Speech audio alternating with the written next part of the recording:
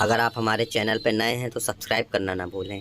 कर रहे हो, भारतीय रेल को आपने बेच दिया, आपने ढेर सारे एयरपोर्ट बेच दिया, यहाँ तक कि आपने लाल किला तक बेच दिया। जा रहा है कि हिंदुस्तान में जो विदेशों का पैसा आ रहा है, पैसा नहीं आ रहा है। एक तरह से ईस्ट इंडिया कंपनी को दोबारा भारत में लाने का प्रयास चल रहा है।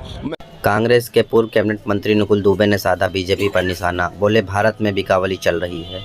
बहराइच कांग्रेसियों ने निकाली भारत जोड़ो यात्रा, जोर शोर से लगे जिंदाबाद व भारत जोड़ो के नारे।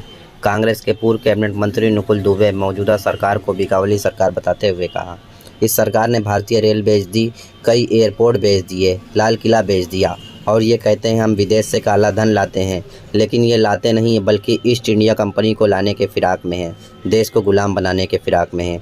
इसके साथ ही डीएपी व महंगाई पर भी बोले नुकुल दुबे। देखिए, विगत लगभग 8 सालों से 2014 से आप देख रहे होंगे, इस देश में झूठ को एकदम ऐसा परोसा जा रहा है जैसे वही सच हो। कोई अगर कह देता है कि साहब आज़ादी हमें 2014 में मिली है, तो उसको अरेस्ट करके जेल भेजने के बजाय, उस पर राष्ट्रद्रोह देशद्रोह का मुकदमा लगने के बजाय उसको आप बुला करके पद्म विभूषण का इनाम देने का कार्य करते हो।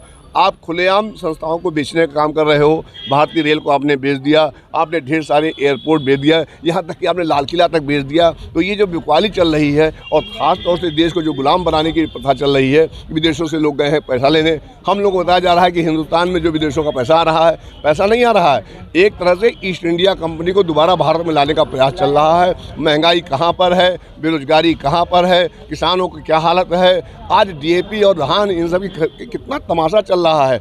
आप दिखाते हो कि साहब वो एकदम पूरा राम राज चल रहा है, हर तरफ चमक है, हर तरफ मुस्कान है, लेकिन सच्चाई ये है कि आत्महत्याओं का दर आज लाखों में उससे ऊपर बढ़ चुका है।